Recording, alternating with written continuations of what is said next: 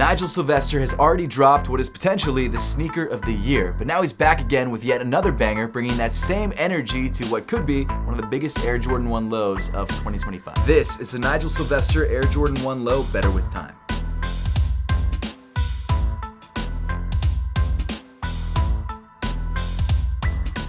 For those of you that don't know, Nigel Sylvester is a pro BMX rider from Queens, New York, known for not just his insane riding skills, but redefining what it means to be a street athlete. And because of that, he's one of the few non-traditional athletes to land a Jordan brand deal. His first drop with the brand, the Air Jordan 1 High from 2018, became an instant classic. In fact, I actually won the raffle to go pick up my pair in Kith, New York, right after I moved to Philly, so I took the train out to Kith and actually got to meet Nigel Sylvester. I didn't know he was going to be there, but he was there, got to meet him, got to buy the shoes. It was dope. And since then, he's continued to drop solid collaborations with the brand. One of which, of course, being a major sneaker of the year contender, the Brick by Bricks. But finally, after literal years of teasing the sneaker, I just saw a YouTube video of someone talking about this shoe from, I think it was 2023? Wild. But either way, it's here. So right now, while I'm filming this video at the end of July, I don't know when you're gonna see this video, it's still not totally clear exactly when this shoe is gonna drop. The tentative release date currently is August 16th. I've seen August 2nd kind of floated around, but I think it will be August 16th. However, the one detail that seems to be consistent across all of the places that I've researched this shoe,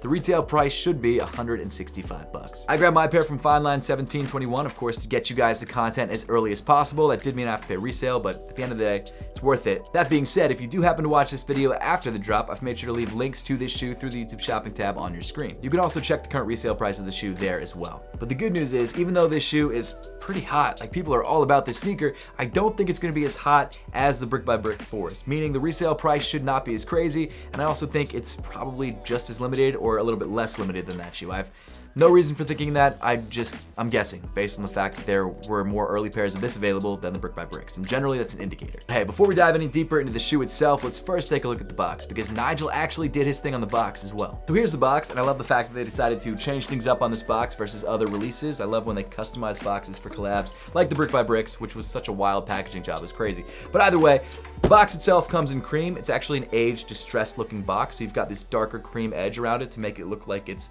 been sitting around for a while. Printed on top of the box in, I think, black or like a super dark brown. I think it is black though. You've got Bike over the Nike logo instead of Nike. I like to call it Bikey. No one else does though, so maybe I shouldn't call it that. One detail that when I first pulled it out of the box, I was like, that doesn't look right, is that the edges of the text actually are a little bit like misprinted. Turns out that's just how the box comes. In fact, according to Nigel Sylvester's video that he posted on social media, it's a transformative design, I think is what he said. Did he say that? His exact words were transformative design language. I mean, that could really mean anything, but in this case, it means that they kind of messed up the printing a bit, which is dope, actually. Now, I'm mad at the transformative design language, although this box does look different than the box in his video because that was a sample pair.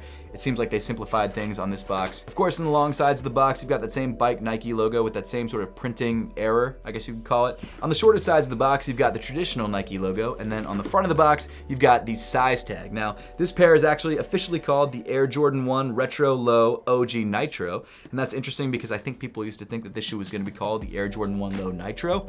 Not sure exactly where the Nitro naming comes from. I think the shoe itself is basically a standard Air Jordan 1 Low OG. Who knows, but either way, it's now called Better With Age.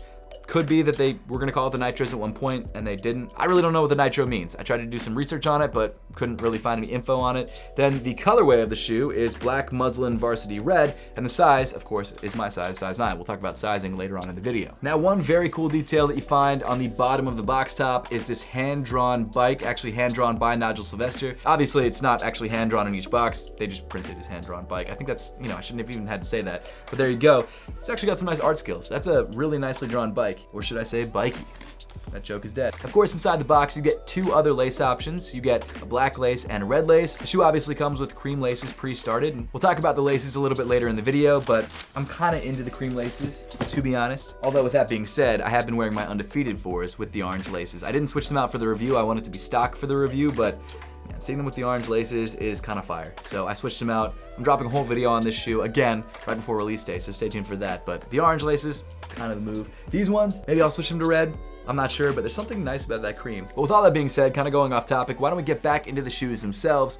And one thing you'll notice about this pair of sneakers is that it's basically just a low top version of the original Nigel Sylvester Air Jordan 1s, except in black instead of cream. Meaning that like those original Air Jordan 1s, you've got a distressed upper that's designed to look like it's been ridden by Nigel Sylvester. Being a professional BMX rider, his shoes are gonna get beat up, more so than most of us normies wearing a pair of Air Jordan 1s. And what's cool is that he actually took the exact areas where there's wear on his shoes, his actual shoes, and in the factory they actually lightly sanded those areas onto the retail pair. It's the same thing that they did on the 2018 pair, which I'll be honest, when I first got the 2018 pair, I wasn't a huge fan of it, and realistically still, it's not my favorite colorway of an Air Jordan 1. That's probably the main reason why I'm not a huge fan, and I'm sure I gave the shoe crap for having the distressed details, but give me a break. I was in my 20s. I didn't know what I was doing. As I've gotten older, the more I've appreciated storytelling in sneakers, and now as a 33-year-old, I get it.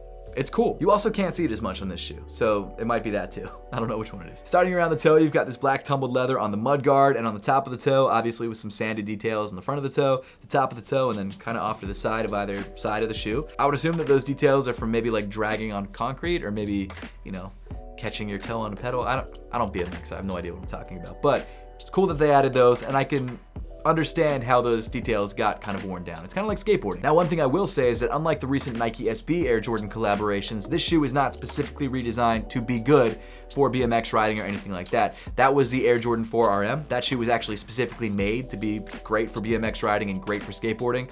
The Air Jordan 4 Brick by Brick even has some details that are for added durability. For example, the super rough, almost brick texture on the toe, that's actually for added durability. On this shoe in particular, it doesn't seem like they did anything really to make it a better skateboarding or I guess BMXing shoe. But at the same time, Nigel does seem to just ride in his Air Jordan 1s, so I don't think he really wanted that for his Jordan 1s, but there you go. Of course, on the lateral side of the toe, you've got the mini Nike swoosh in this beautiful sail color. I love mini Nike swooshes. Nigel seems to love mini Nike swooshes. I'm all about it. Continuing up on the shoe to the eye stay, you've got some more black tumbled leather with these punched out eyelets. And then of course, weaving through the eyelets, you've got these cream flat laces. Now, as you saw in the unboxing, the shoes did come unlaced. I did have to lace them up, and I decided to go for the cream laces because that seems to be how Nigel's wearing them, at least in most of the videos and images that I've seen.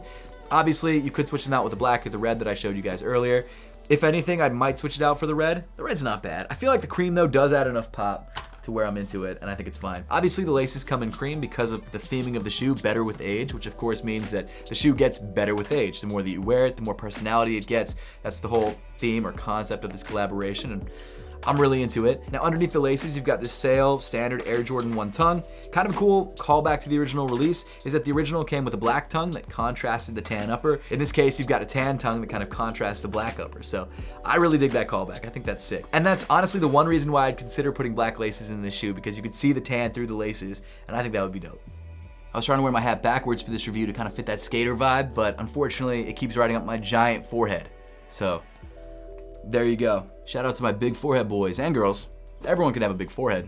It's just what it is. It's not just a receding hairline. I was born like this. This was my entire life. At the top of the tongue, you've got this cream tag with the Bike Air logo embroidered into it in red. Of course, the red also is used on the lettering on the back of the tongue. And then moving inside the shoe, on the sock liner, you've got this black mesh, which of course is padded like any other Air Jordan 1. Then one detail that I didn't know about until I got the shoes in hand is that on the medial side of the inside of the shoe, or I guess the inside of the inside, you've got Jordan Biking Co. established 2017 printed onto the sock liner. Of course, that's the year that Nigel Sylvester joined Jordan Brand and started working on their collaborations, with the first, of course, dropping in 2018. So nice little callback to his history. And then inside the shoe, you've got these cream foam insoles that are actually pretty thick. I would say maybe thicker than a standard Air Jordan 1 insole. Maybe that's a detail that makes them a slightly better biking shoe because the insole feels softer and thicker than a standard Air Jordan 1. That could be it, I don't know. Either way, it comes in cream with, on the right shoe, Bike Air, and on the left shoe, Nigel Sylvester. Getting into sizing, the Nigel Sylvester Air Jordan 1 Low OG Nitro, better with ages. I think it's the full name. You guys are gonna hate this, because it's true to size Seth here, but these fit true to size, or just like any other Air Jordan 1. But for me, that's true to size. So seriously, grab whatever size you usually grab in Air Jordan 1s, and specifically Air Jordan 1 Lows, and you'll be just fine. I grabbed a size 9. Fits me great. I have regular width feet, regular length feet. I guess the only thing that's really different about my feet is that I have high arches. Maybe if you have wider feet or flat, wide feet, you might want to go up half size. I think some people do that sometimes in Jordan 1s. I wouldn't call Jordan 1s specifically wide foot friendly, but they're also not like too narrow. So get your usual Jordan 1 size. If you've never owned a Jordan 1, go to your local Foot Locker, try a pair on. There's definitely Jordan 1s there for you. Now you may have noticed the matching and fire Apothecary socks. It actually tie in perfectly with the sort of aged look. It's the Sand Apothecary Essential socks. Now for those of you that have never tried Apothecary socks, they are the most comfortable socks out there. They're breathable because of our ISOweave technology, and they look great, especially with sneakers like this. We drop essentials like this and also limited collections all the time. In fact, we've got this beach collection dropping at the end of this week, so check that out Friday, 11 a.m. Eastern time. But either way, grab some fire socks, use code Seth, and get 10 bucks off. Continuing back on the shoe on the lateral side, you've got more of this black tumbled leather with more of these sort of sanded down details, which you can actually feel with your finger, like they literally sanded this. And then in the center of the midfoot area, you've got this removed and then printed on Nike swoosh. So this Nike swoosh is designed to tie in with that better with age theme. It's designed to look like the Nike swoosh was removed or worn off, and then Nigel kind of drew on a new one. That's what these silver lines are around it. The way that it's put on, it actually looks like it's some sort of like sticker or overlay. I don't think it's actually printed, but they did stamp through the little holes where the stitches are supposed to go. That's a very cool touch. On the medial side, you've got a much more traditional looking Nike swoosh. Of course, it's got some aging details, like some staining on the bottom and actually some scuffing too, also on the leather underneath it. But what's cool about this Nike swoosh is that it's reflective, which I didn't know.